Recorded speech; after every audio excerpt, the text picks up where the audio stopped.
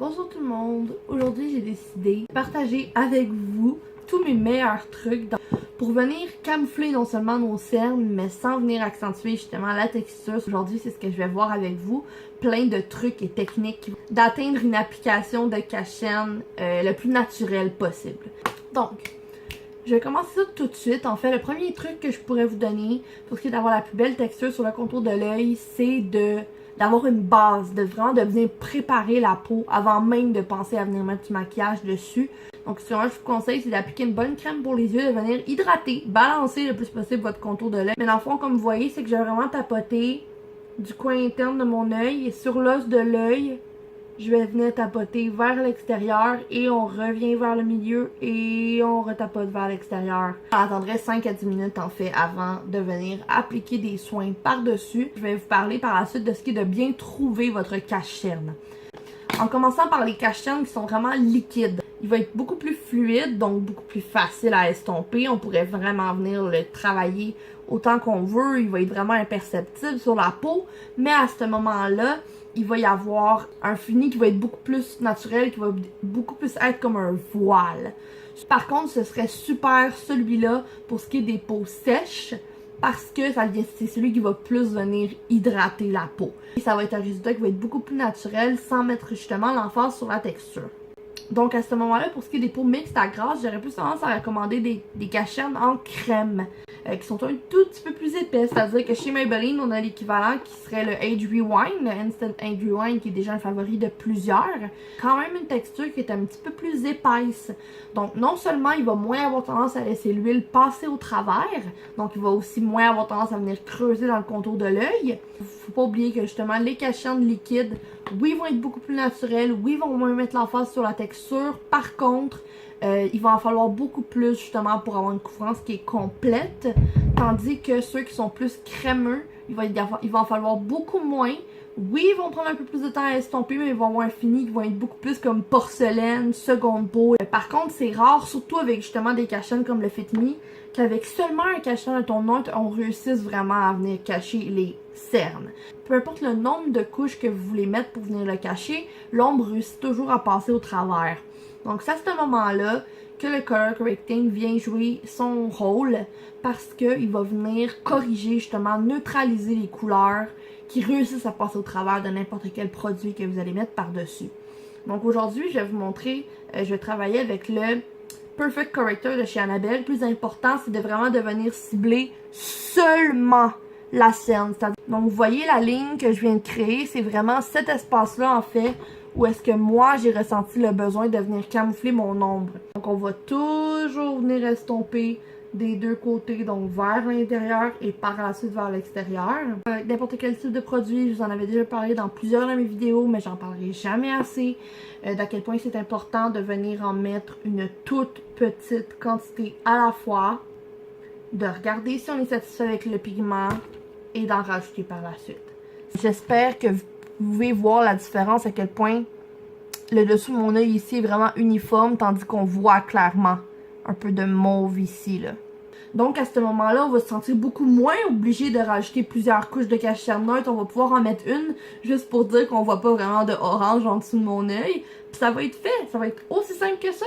Le cache-cerne en peau, c'est le Soft Matte de chez NARS dans la teinte Light 1 Chantilly.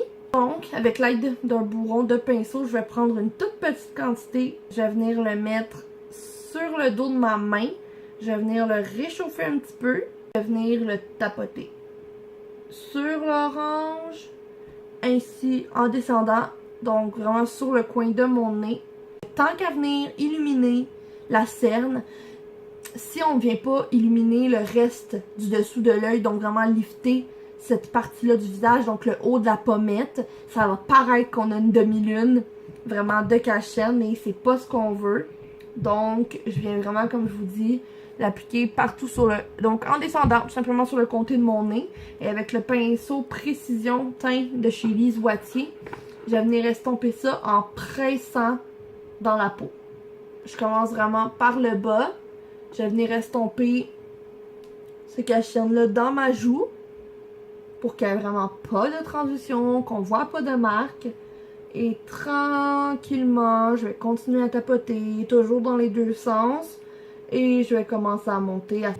Et voilà où on en est. Non seulement maintenant la cerne a été camouflée, mais toute cette partie-là justement en dessous de mon œil est vraiment unifiée. Et vu qu'on a justement des rougeurs et de la discoloration sur d'autres places du visage, ce serait pas super flatteur en fait pour vous de venir mettre du cache-cerne juste en dessous de l'œil parce que vous auriez une partie de votre visage qui serait super unifiée, super illuminée, mais ça viendrait contraster avec toute la discoloration que vous avez naturellement sur le reste de votre visage. Il faut pas perdre une seconde et venir fixer ce produit-là en place. Il faut que vous teniez en compte qu'avec la quantité que moi j'ai mis sur mon visage, la technique que j'ai utilisée, non seulement j'ai pas eu besoin de mettre beaucoup de cache-cerne, donc du même cas j'aurais pas besoin de mettre beaucoup de poudre.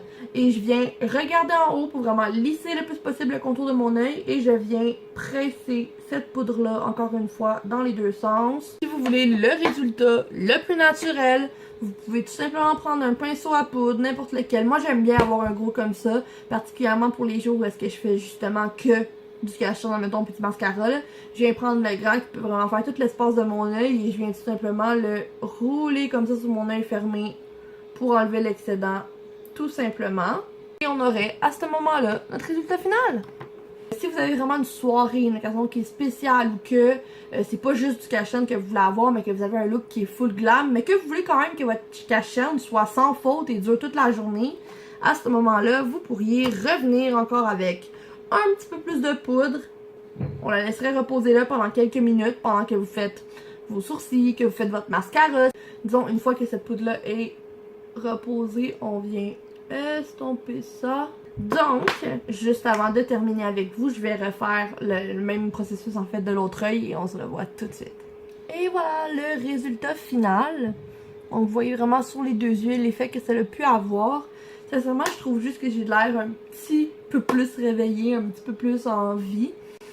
Donc, encore une fois, veuillez tenir compte que je ne porte que du cache-cerne présentement et que je suis pas encore venue balancer cette élimination-là sur le reste de mon visage, mais considérant encore une fois la quantité de cache-cerne que j'ai mis et l'emplacement où est-ce que je l'ai appliqué, je serais même pas obligée techniquement de venir en appliquer ailleurs, mais techniquement vous seriez prête à passer votre journée comme ça. Lorsqu'on est venu mettre plusieurs poudres, ce qui pourrait être vraiment idéal, c'est de venir faire fondre quand même ces poudres-là avec un spray.